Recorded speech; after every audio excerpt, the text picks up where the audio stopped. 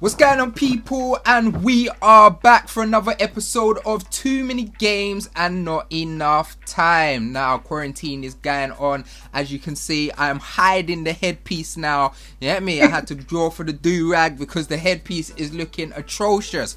But it's all good because I'm feeling extra special again because we have another international Too Many Games. Yes, I have a very creative young lady with me. Now, I'm really excited to speak to her because she's different from all the creatives that I've spoken to before. Yes, she hails from the city that they call ATL, the one and only Contra Fiction in the building. Welcome to Too Many Games. Thanks for having me. How are you doing? I know it's bright and early. Thank you for joining us today. How is quarantine treating you?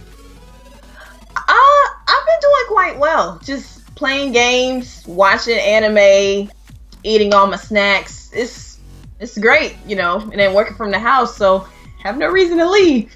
Have no reason to leave. Well, that's the whole reason we're doing Too Many Games, is because as gamers, we always complain that there's too much games out there. We've never got enough time, so I really want to dive into that. But before we get into that, the reason why I'm really excited to speak to you is because I think as a creative, as a YouTuber, and as a video game collector, I really like the content you do. It's really different from anything else I've seen. And the reason why I say that is because you have a series where you really deep dive into the consoles, into the mechanics behind it, into the chips, the processors, and everything. So how did you get into gaming, and how did you get into such an intricate part of actually understanding the hardware so well? Well, I've been playing a lot of games since I was younger, so I've always been really interested in understanding the little nicks and crannies of what makes a console work. So since I was younger, I've just been opening up different consoles, see what the motherboard looks like, and just have a better understanding of how each games operate. So I like to cover that in a series called On the Table on my YouTube channel. And outside of that, I like to also look at the different origins of how things got started in the first place. So it's really interesting to deep dive to see where video games come from, how things got started, just the whole bit. Yeah, so dope. Now, me, I would be mad nervous. I was nervous enough to open up my Joy-Cons when I had to do my replacement, like, because I did the Switch replacement. That made me nervous enough. Or when I had to change my hard drive in my PS, I would be able to just open up my GameCube and stuff like that and feel confident that, yeah, I can open it, check everything out, and put it back in the same way. So that's dope. I really rate that of what you do. Yeah, the whole thing is really interesting because a lot of people think it's really difficult, and it's really not that difficult. Even if you can go on YouTube and just follow directions on how they deep dive into consoles and explaining what this is and what that is, it's pretty interesting to follow through and see what they have. So yeah, it's really not as difficult as you think it is. So you're giving away all your secrets now, yeah? Well, ain't no secrets if it's already out there. So as we've already said, like, we're in quarantine. The world is in a crisis right now, so everyone is at home.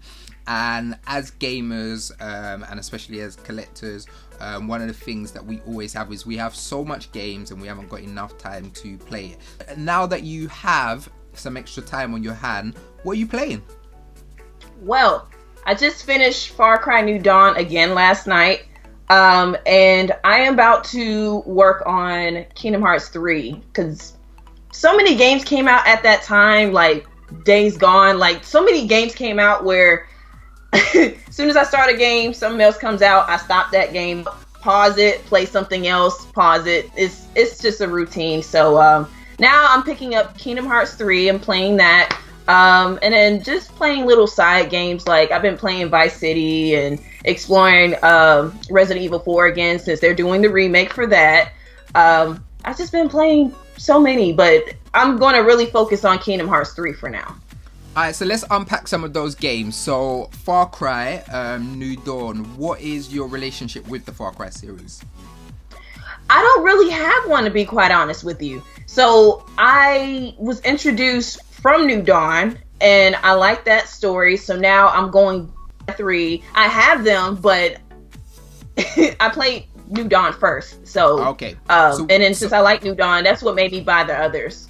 So I'm not a big FPS person. I like them, but the reason why I game is because I like narratives. And I think that Far Cry 3 has the best narrative that I've ever played in a first-person shooter. Like, the antagonist is incredible. And then Far Cry 4 I enjoyed, but I feel like it got a little bit lost in its own source. And then Far Cry 5 kind of brought back that same kind of feeling of 3, but I haven't finished New Dawn yet, so New Dawn's definitely something which is on my backlog to play. I really like the twin antagonists. How did you find them in the story? Well, there's been some missions I had to do with the twins, but honestly, the game isn't that long.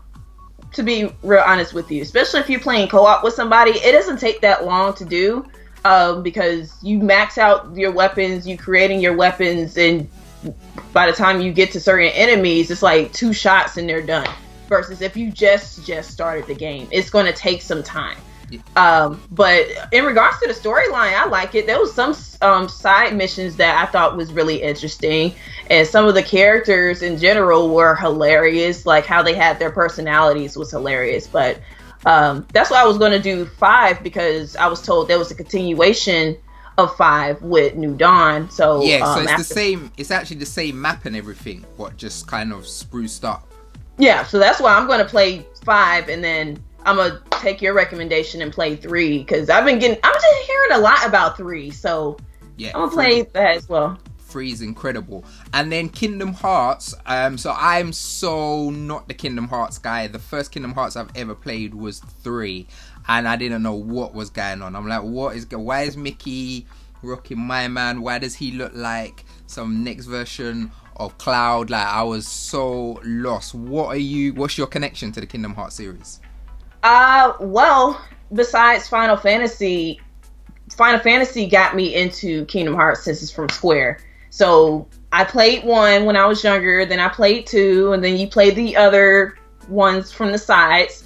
And then you have to kind of understand what happens to the previous games before you can play 3. Because with 3, this isn't something where, you can just pick up from here and then understand what's going on. No, there's so many backstories with different characters in order to understand what's going on with 3. My personal favorite is 2. I love 2. I love the combats with 2. I love the characters with 2. I love the storyline with 2. Just everything just works with 2. So if you want to have a better understanding, I would say play 1, and if not, then play 2. Definitely play 2, and then go into 3. But there's other characters on the side where you're like, who's Ben? Like, you get the whole series. But if you're not a big fan of Kingdom Hearts, then I understand. So cool. Yeah, I've heard so much about Kingdom Hearts 2. People always rave as that's like their first love with the series. Alright, so another complaint we have as gamers is we have the hugest backlogs. Like, my backlog is as big as a bus right now. There's so much games in it, and I'm like, I'm gonna play them, and we never do. But we got time on our hands now, so we've got no excuse. So what game from your backlog would you really like to delve into? Oh, that's a good question. I just bought when I was at PAX, I bought Timesplitters Future Perfect. That was number 3. I need to play that. I played 1 and 2 in the past. I got it on GameCube. This is something that I've been wanting for a while to play.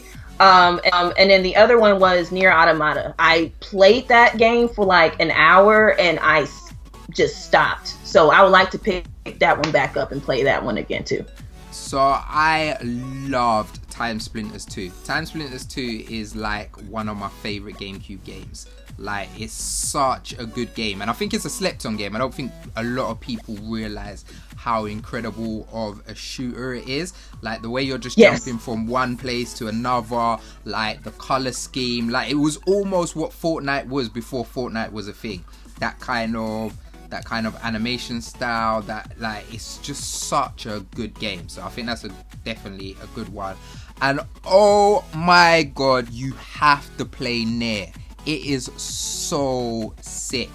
Like, the combat, as you know, Platinum Games are incredible when it comes to their combat. So the way the combat's moving. One thing that I will say to you is, when you play Nier, you got to play it more than once. So the first playthrough gives you the main story, and it's the longest playthrough. And then the second playthrough gives you a story from somebody else's perspective. So you see it from someone's completely different perspective, and it's shorter. And then the third playthrough's even shorter than that, and then you play as a whole nother character. So it's almost like some people will play it and then think, oh, that's the end of the game. But each time you play it, like the third playthrough, you play as someone that you ain't even seen in the game.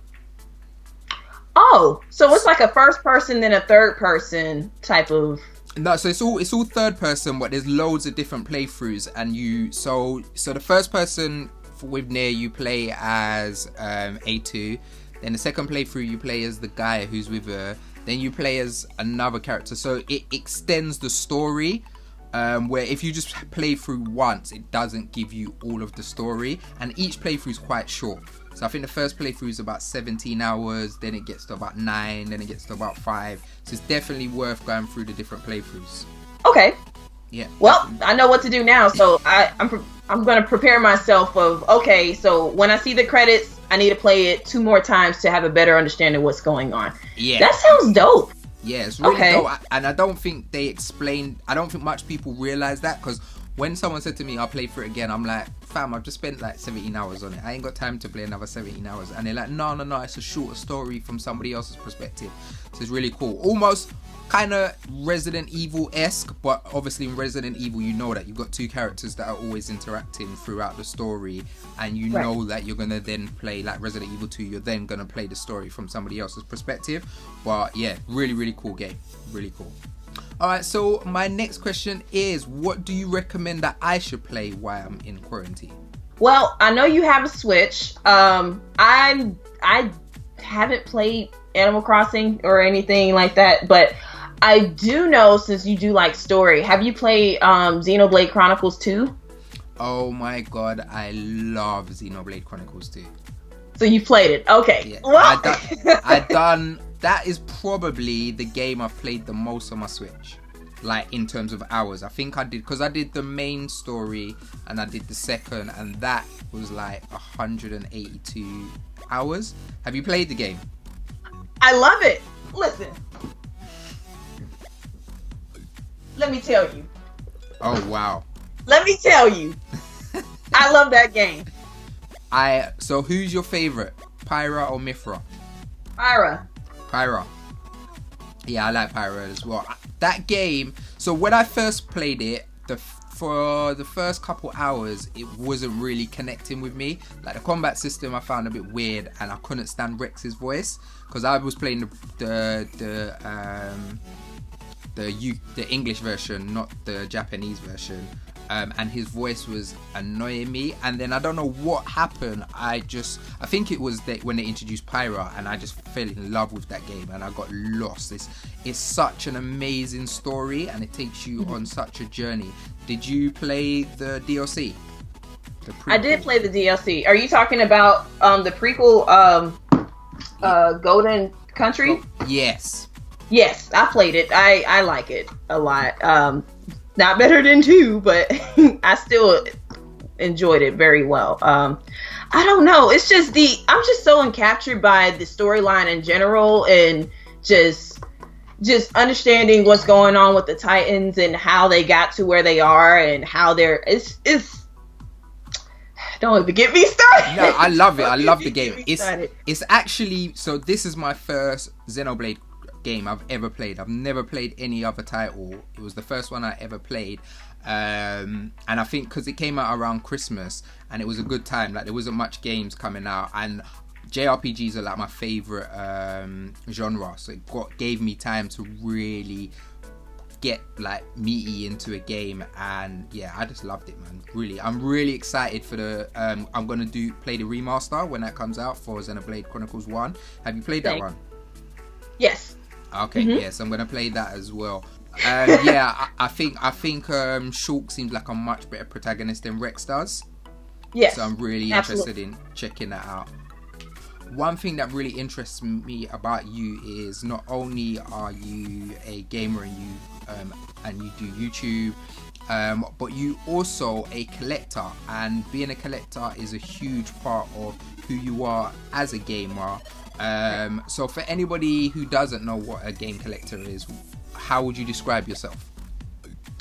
Well, there is the, what would you say, casual, where they rather just play console games that's current generation, like PS4 and Xbox One. There's the PC gamers, and then there's the collector that enjoys multiple generations, not just the current generation. So I collect a lot of retro games, like depending on how it is. There's 64, there's the PS2, there's the original OG Xbox, there's the NES, SNES. It's endless. And then once you get to the console, you just go down memory lane of what kind of game you enjoy buying for the different consoles. So especially for SNES. SNES, my favorite game is Chrono Trigger. RPG, amazing. Yeah. But then again, there's other people that may feel differently, even though I think that's the best game. But there's other people who was raised in generations of the N64, where they would say, oh, I remember the controller playing Super Mario 64. You know, that's something that I really enjoy talking to people about, is what do you have in your collection? What do you know about the history of this console, and what gravitated you to this type of game? That's one of the biggest reasons for why I love collecting in general. Oh my god, Chrono Trigger is so sick. Now, I was thinking, could you imagine if they did a Final Fantasy VII remake of Chrono Trigger now? Man, I would love that. With the original soundtrack. Because that soundtrack was sick. But if they can have it where it's pretty much the exact same storyline, but the different combats is switched over from like turn-based to real-time like action. Right. I would love that. I would love that so much. Especially if they have it like open world a little bit, kind of like Zelda 2. I will be so down for that. And I would almost want the art style, because obviously the main protagonist, he just basically looks like Goku. It's got that Dragon Ball Z look. I'd almost want the art style to be almost kind of anime-esque more than CGI. So that kind of mix of that Zelda or Dragon Ball look, but in like an open world. I think that would be cold. That would be so dope, bro. Man, listen. They can tell me how, they can name their price. I'ma pay. Okay.